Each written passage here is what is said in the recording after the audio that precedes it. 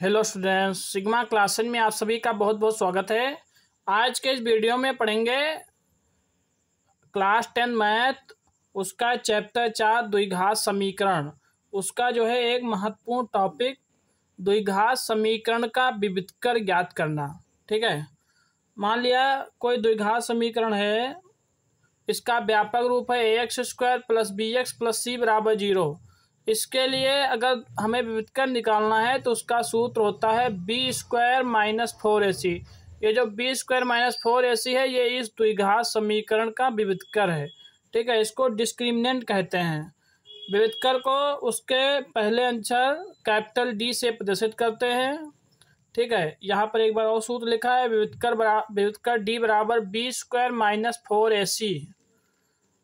अगर व्युत्क्रम D 0 से बड़ा होता है, अगर व्युत्क्रम का मान 0 से बड़ा आ जाता है तो मूल किस प्रकार से होते हैं।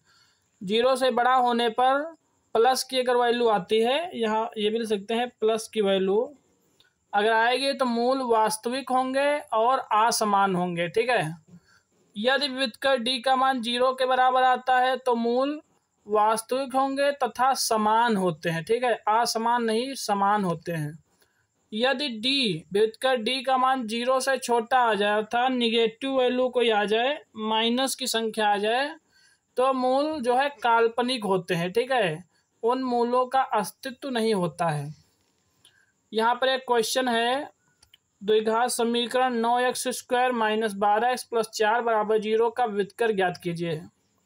तो किस प्रकार से ज्ञात करेंगे, लिखेंगे द्विघात समीकरण की तुलना, द्विघात समीकरण की तुलना ax² + bx + c = 0 से करने पर, ये जो ax² + bx + c है, ये द्विघात समीकरण का व्यापक रूप है। ठीक है, तो यहाँ से a, b और c के मान हम निकाल लेंगे। तो a बराबर कितना हो जाएगा, x² का गुणांक कितना, 9। तो a बराबर 9, कामा b बराबर x का गुणांक -12 और c बराबर हो जाएगा अचर पद कितना, 4। तो यहाँ से a, b और c के हम मान निकाल लेंगे। आप व्युत्क्रम का फार्मूला लगा देंगे, लिखेंगे व्युत्क्रम D = b² - 4ac, ये होता है। ठीक है, तो b² का मान रखिए, b का मान है -12, तो यहाँ लिखेंगे -12 और उसके ऊपर लगा देंगे स्क्वायर, -4ac, 4 गुणे a की जगह 9 और गुणे c की जगह 4। ठीक है, तो ये देखिए स्क्वायर हमेशा प्लस ही का आता है, चाहे माइनस की संख्या का करिए चाहे प्लस की। -12 का स्क्वायर, तो 12 का स्क्वायर होता है 144, -4 9 36 और 36 का 4 से गुणा कराइए, या फिर इसे करा लिए 4 चुको 16 और 16 9 144।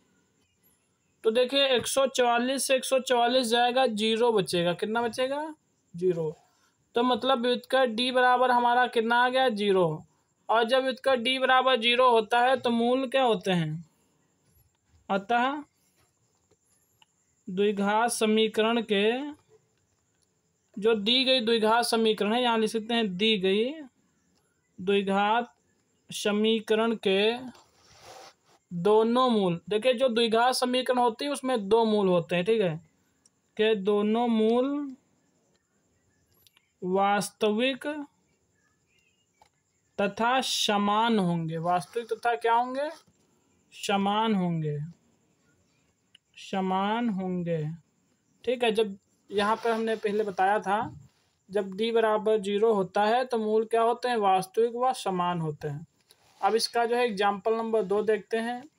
एग्जाम्पल नंबर 2 है 5x² - 2x - 10, इसका भी व्युत्क्रम निकालना है। ठीक है, तो इसकी भी तुलना करा देंगे, तो हम यहाँ पर डायरेक्टली हम इसके a, b, c के मान ही निकाल लेंगे। यहाँ पर लिखेंगे द्विघात समीकरण की तुलना इसके व्यापक रूप है ax² + bx + c = 0 से कर देंगे। ठीक है, जिस प्रकार से पहले वाले की थी।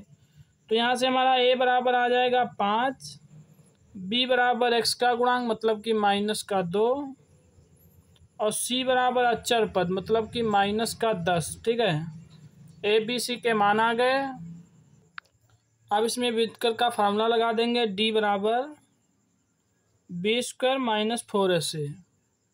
ठीक है, तो डी बराबर बी की वैल्यू रख देंगे -2 का स्क्वायर -4 गुणे ए की जगह 5 और गुणे सी का मान है -10। तो ये -2 का स्क्वायर प्लस में आएगा 4 आ जाएगा और ये माइनस माइनस की गुणा प्लस हो जाएगा। 4 पंजे 20 और 20 दहम हो जाएगा आपका 200। 200 में 4 जोड़ देंगे तो हो जाएगा 204। ये प्लस की वैल्यू आ गई ना, 204 प्लस की वैल्यू है। तो लिखेंगे चूंकि व्युत्क्रम डी जो है वो 0 से क्या है, बड़ा है। और जब 0 से बड़ा आ जाए तो इसके मूल क्या होते हैं, अतः मूल वास्तविक होंगे और क्या होंगे, अतः दोनों मूल वास्तविक तथा असमान होंगे। ठीक है, असमान होंगे। इस टाइप से ये क्वेश्चन सॉल्व कर देंगे। Thanks for watching.